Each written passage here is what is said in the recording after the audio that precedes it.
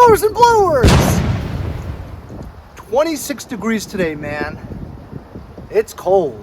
So cold that you don't want to come out and do anything. But work needs to be done. Look at me. I'm all puffed up. It's like Gore-Tex. It's Gore-Tex. You know about Gore-Tex? So in today's video, we're going to take the Blue Bayou out. Well, not out, but we're going to get the Blue Bayou going again this year. All 4 tires are flat from the year that it's been sitting in the garage. With all the shipping boxes and coats and apparel that I wear to use to fix stuff and not get dirty. So I've been having an issue with the rear wheels. The rear wheels, as you know, has the snow plow weights on the rear wheels. The wheels are 12-inch wheels, and it has the made for the 12-inch wheels wheel weights for when you plow snow, because you need that weight to keep to get good traction. I think because when I got the tractor, it wasn't meant to have wheel weights on it, so the tire valve was pointed outboard, right? I think if you want to put wheel weights on it, the valve has to be pointed inboard, pointed in, so that the valve doesn't stick out where the weights go. Currently, the way they are, they're outboard, and when I put the wheel weights on, the wheel weights almost don't fit because the valve is in the way. So I think that when I bolt on the wheel weights, it moves the valve a little bit and creates a leak. So that's why the rear wheels always lose its air pretty quickly. I'm gonna have to try to figure that one out. If I have to roll that thing anywhere, I gotta move it forward and backwards. Guys! It's Quinn the Mailman! Hello! It's surprising to see Henry out this early. And in 26-degree weather too, right? Oh, we finished the paint job, huh? Shh. Anyway, so we talked for a while, and now I'm cold, and I don't even want to be out here anymore. So I'm gonna go in and forget about the whole thing. No, I'm just kidding.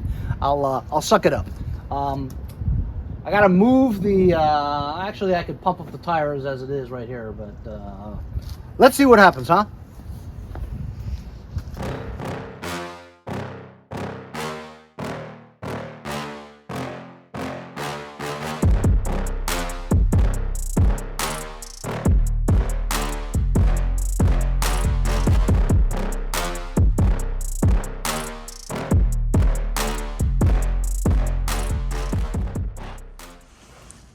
There you go, guys. There's the Blue Bayou, the famous Blue Bayou, uncovered from all the crap I had on there. Still looks pretty good, huh? Yeah, I gotta get this baby ready for when the snow comes. They've been hinting at it, but still, like I said, in Long Island here, it's warmer than anywhere else in New York State. So, because we're surrounded by water, we're an island. So we're always warmer than the rest of New York. So when you guys hear about 6 feet in Buffalo, that's 15-hour drive for us. It's way up north near Canada, eh? Anyway, I pumped up the tires in the front. As you saw, my air compressor caused the lights to go out. Circuit breaker popped, drawing too much amperage. So I'm going to remove the wheel weights off of that one. They're 9/16. So you can't even pump up this tire. It's flat. You can't even pump up the tire without taking the wheel weights off because the valve is underneath it. And when you put this on, you push the valve in, which is no good. I'm going to have to figure something out. So how this adheres on here is just this really long bolt. That's the same threads as the lug thread. So this actually has only 3 lugs holding the wheel on. The other 2 are holding the wheel weight on. So it's pretty heavy. I'm not sure how heavy it is. It feels like 20 pounds is what it feels like. See? As you can see, here's the valve over here, and when you put this on, it pushes it in. I guess if I should have not aimed, but lined up. I think, see, this area here is for the valve. Oh, I didn't line it up. That's probably why. Duh. Let's pump up this tire.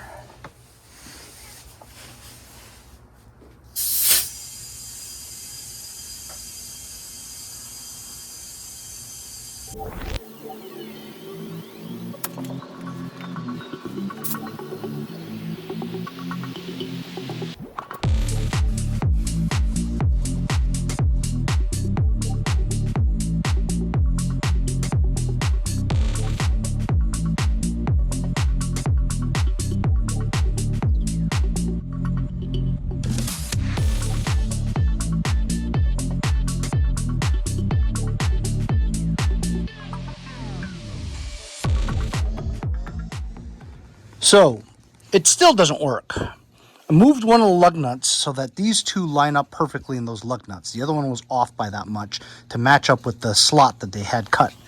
But when you put this on, it's gonna hit that valve no matter what. So I need to cut like a piece off of here, like a slot, just like that, just so the valve can stick out. That's what I'm going to do. I hope this is not hollow and there's like sand in it or something.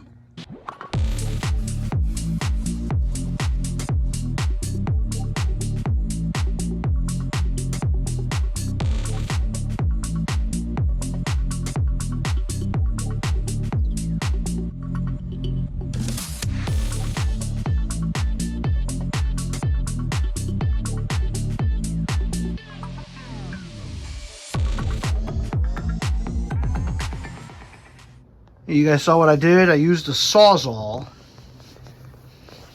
and I cut like a notch out of the weight. So now the weight is on there flush onto the rim where it wasn't before, right? And now I can fill it up whenever I need to because the valve is now exposed. Awesome. Obviously I did not need to cut it so big, but I wanted to be sure it would fit. So I'll know for the other side not to cut it so big, just as long as you can get a valve in there. I guess this is fine because you need to be able to get the nozzle on there too. So this one should hold air now without any more problems. Pumped up the fronts. They seem to be okay. So it was just, you know, sitting for a while in the cold weather that makes these tires flat. But there doesn't seem to be any leaks.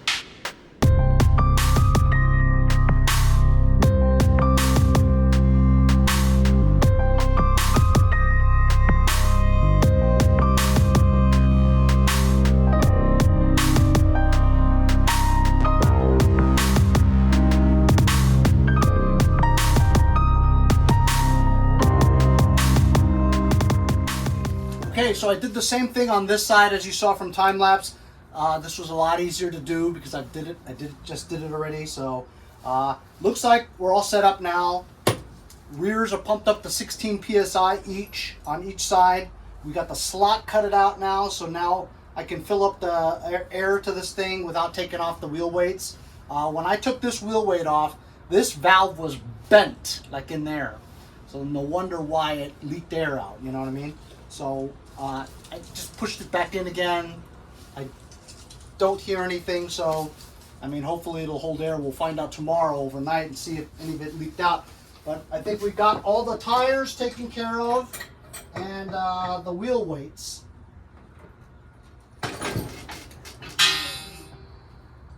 So now what we got to do is I want to start this up. And to start it up, of course, because it's a fuel pump, all the gas that was from the fuel pump to the fuel line to the carburetor has probably evaporated. So to get gas in there, the fuel pump needs to pulse. And it needs to pulse for a bit to get new fuel from the gas tank, if there is any fuel, into the carburetor. So what I got to do now is I got to open the hood, take off the air cleaner cover, and spray some primer, some starter fluid into the thing and crank it for a bit.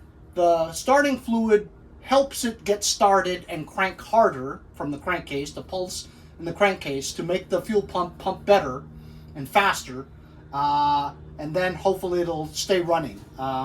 Let's check the oil first. You know, I haven't changed this oil since I built this. So that's like 4 years it's been with this. But I only used it a few times every winter. You know what I mean? A couple of times. Other than that, it just sits here. And it's with deep purple oil, so it's really good. I gotta mention that this kerosene heater is awesome. I mean, I'm kind of sweating. It literally feels like it's 70 degrees in here, you know. So, and look, the garage is wide open, you know. So let's get this hood done. So I just added this thing.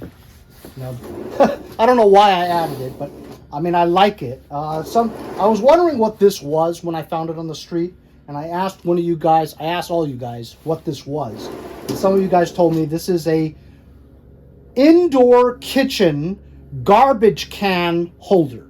So you put the garbage can here. This mounts underneath your sink, right? And you put the garbage can here, and it slides into your cabinets on the floor. And so you open the door. You need to throw some shit out. Pull this out and pull the shit out into the garbage, and garbage hides away underneath your countertops. That's what this is for, and it makes complete sense. You know what I mean? Kind of a pain to have to open the thing, pull it out, throw your garbage out, push it back in, close the door. Right now, I just throw it in my garbage. So that's kind of a lot of work, but yeah, it does hide a garbage can away, which is cool. Maybe I should use it for my house and hide my garbage can. It's too much work. As you also saw from the previous episode, I made myself some tow chains. Found the chain on the street. I got these 2 hooks from an older nylon tow rope that has frayed and chipped and you know, gone away because it, you know, sun baking it. It's now brittle. So now I got this chain, and I bought these shackles. See, bought the shackles for $12, and now I got a real heavy duty chain so I can do some towing. Not that I'll be doing any towing anytime soon, but whatever. This thing had to pop out like that, and I could have sworn I had a pin on there. Whatever. That goes right there. And this should be able to just open up. There we go. There we go. Now we've got access. Access to the engine. I really should secure this battery somehow. It's just been sitting loose all this time. Maybe I'll find a bungee cord and just put it there.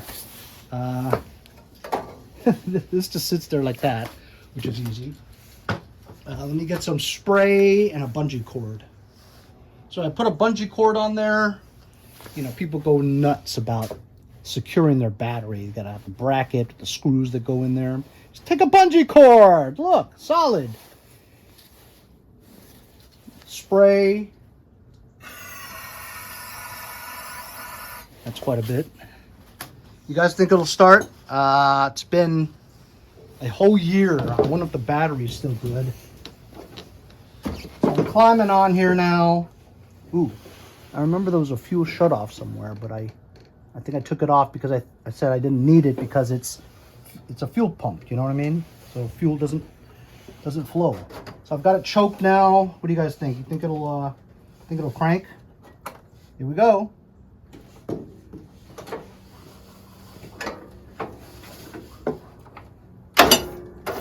I think it's in gear. Yep, it's in gear.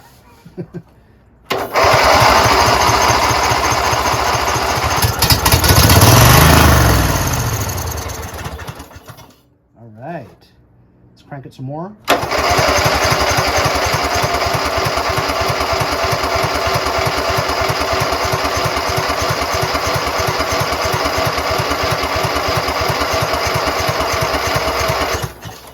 The battery's gonna die. I'm gonna spray it some more just to help it out, because when the engine's kind of turning, it helps the fuel pump better.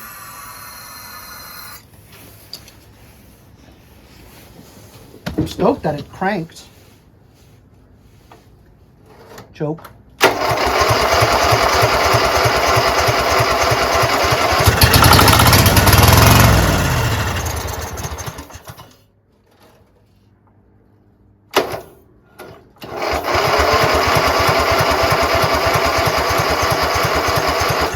Maybe I have no fuel in here, huh? And I have no way to tell either.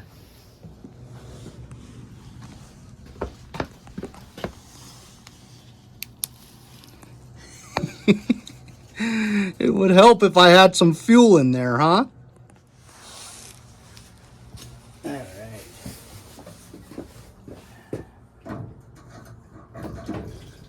Put some fuel in here. Then I'm gonna put some stabilizer in here and also some upper cylinder lubricant, which I don't think I've ever put in here. That helps clean out the engine a little bit, at least the carburetor and whatever. I don't know how many times I'm going to use this year, but I'm just going to put, you know, a good amount, but not a whole lot. I'm not going to fill it up because I really don't use this unless the snow is really high. Remind me to check the oil. It's one thing I never remember to do, is check the oil. I'm going to put some of this fuel stabilizer in here. I don't know if I'm going to use it. This tractor this year, we could get nothing in terms of snow, but this has always helped a lot. The octane booster. I pour this in my car because I only get the cheap fuel, you know, the 87. So when you pour this in there to a tank of gas, I think it's good for 30 gallons. So I'm just going to put like a quarter in there. This boosts the octane to over 100. And then I'm going to put some stabilizer in here too.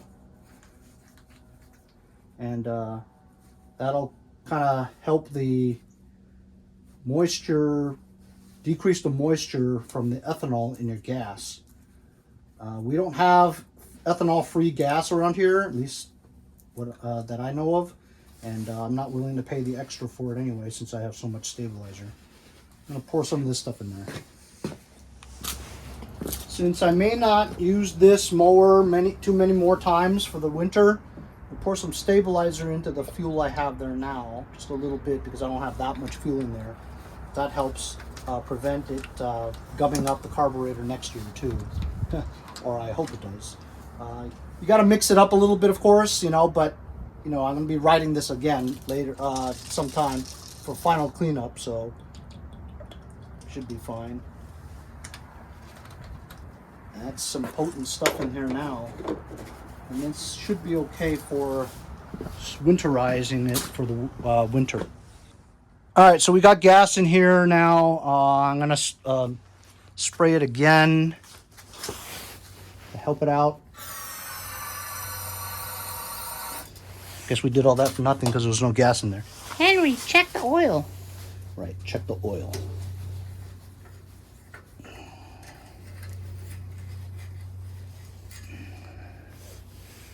Yeah, see? Purple. Good viscosity. It looks dirty to you, but it's clear and it's purple. Good enough.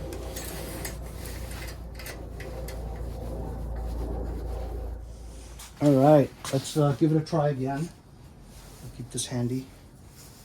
How do you guys like this roof, huh? This way, if it's snowing and stuff, ain't gonna be too bad. Know what I mean? All right, ready? Let's go.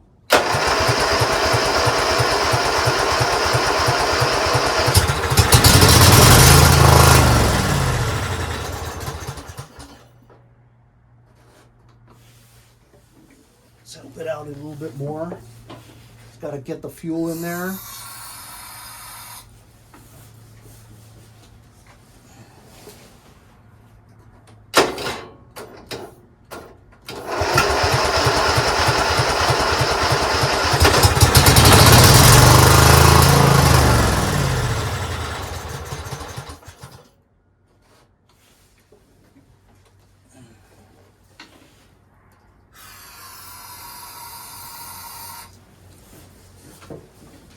Come on, this should do it.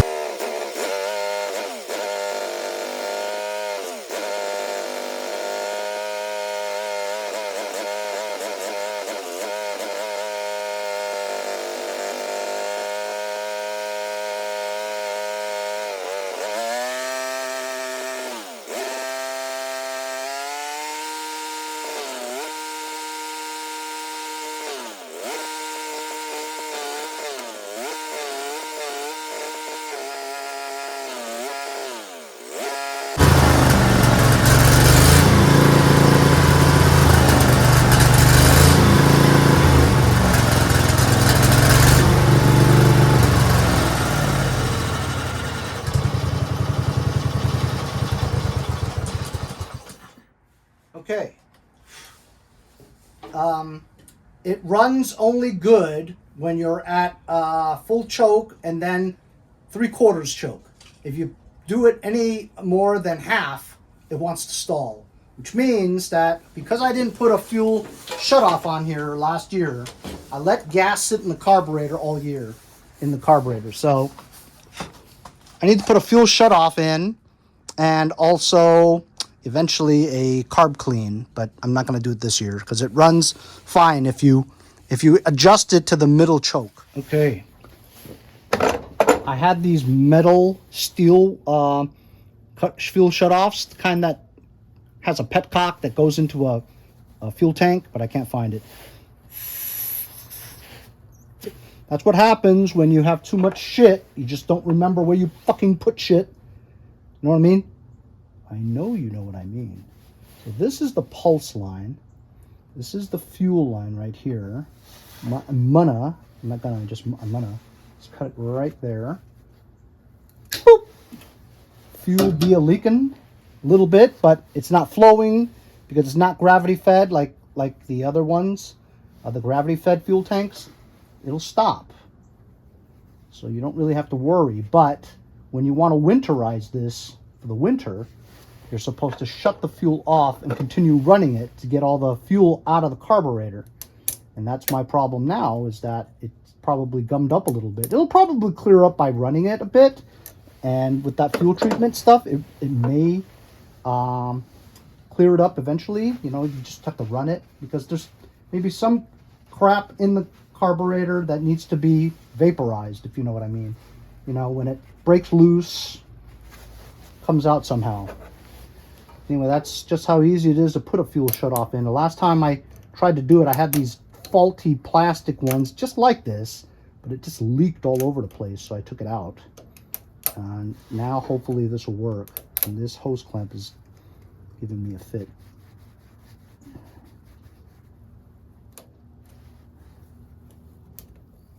That's it. That's how easy it is. So this is closed. So I'll open it now. Let's run it a little bit and hope it doesn't leak.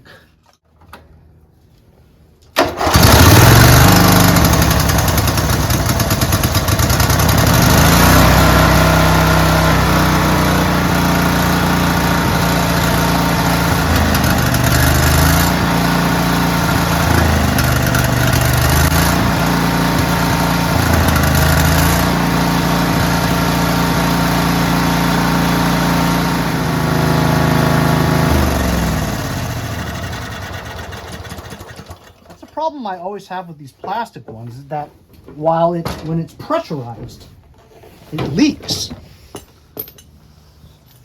I'm thinking because it's so close to the fuel pump, The fuel pump is pushing the fuel with pressure, right? From the pulse.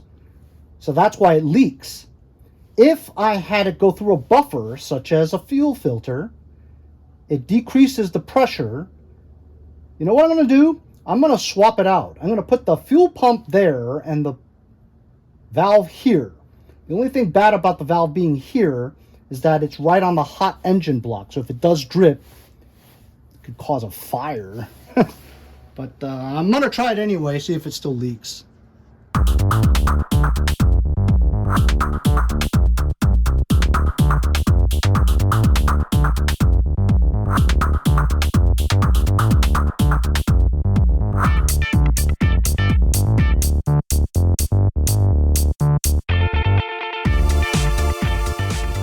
So what I did was I moved the line away from the exhaust pipe there.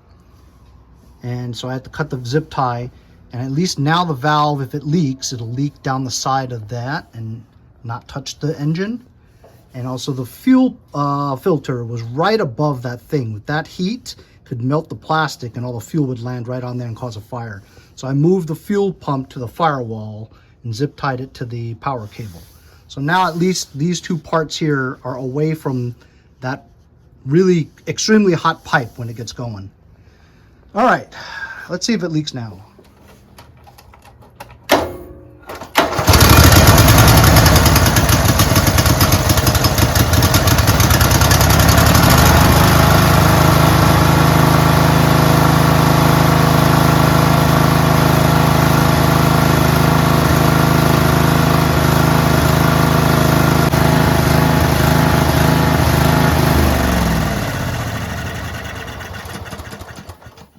All right, so it's a lot better. It still leaks a little, but you know what? I don't know.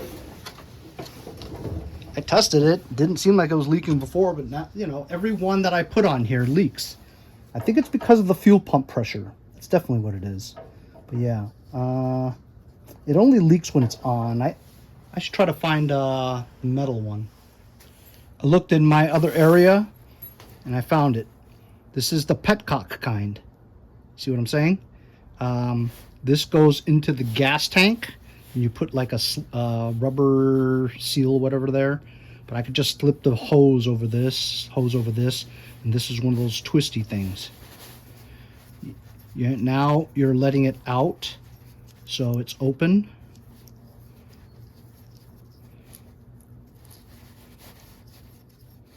There's a nut here, like that. So now it's open, and then to close it, we turn this all the way down like that, and then that shuts it off. Yep, can't blow.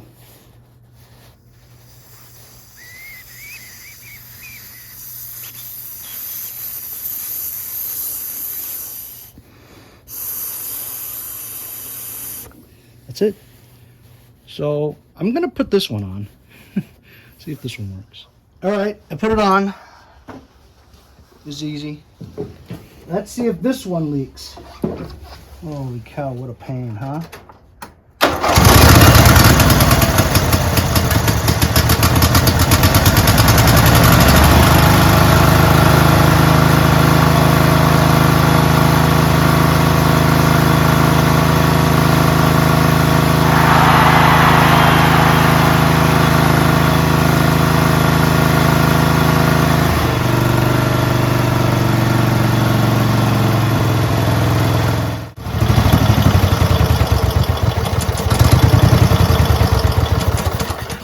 All right, we have struck gold. It does not leak. The metal one is good. All right, stoked. Mission accomplished. That's gold, Jerry. Gold! Thanks a lot to Ernie McDonald for buying every one of my stickers. I know you're just buying it to support the channel, Ernie, and I really appreciate it. If you guys would like to donate $1 or $2, Mowers and Blowers. PayPal.me/Mowers and Blowers. Also, check out my stickers. Go to mowersblowers.com. So there we go, fellas. Blue Bayou is ready for another winter. I'm going to make sure that before winter's over, or after winter's over, I'm going to turn that fuel shutoff, the new one, all the way in so that it stops the fuel going from the gas tank to the carburetor while it's running. Then it'll shut off the fuel. The fuel will burn itself out from the fuel shutoff on to the carburetor. Get rid of any kind of fuel that's left in the bowl of the carburetor, and it should be good to go next year. I might have to drop the bowl and spray it out a little bit next year anyway, which would be kind of a pain in the butt because I got to take the hood off and it's heavy, you know.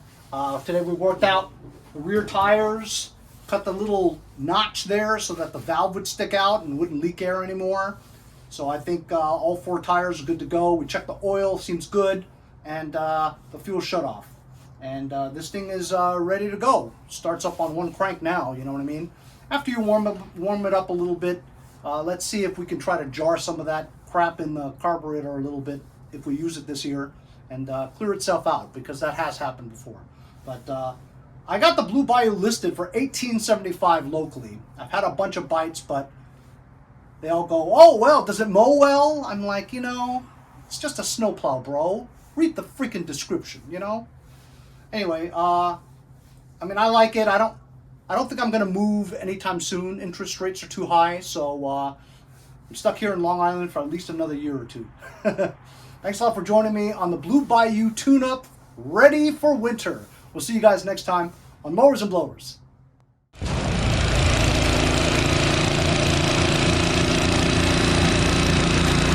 See you guys next time on Mowers and Blowers.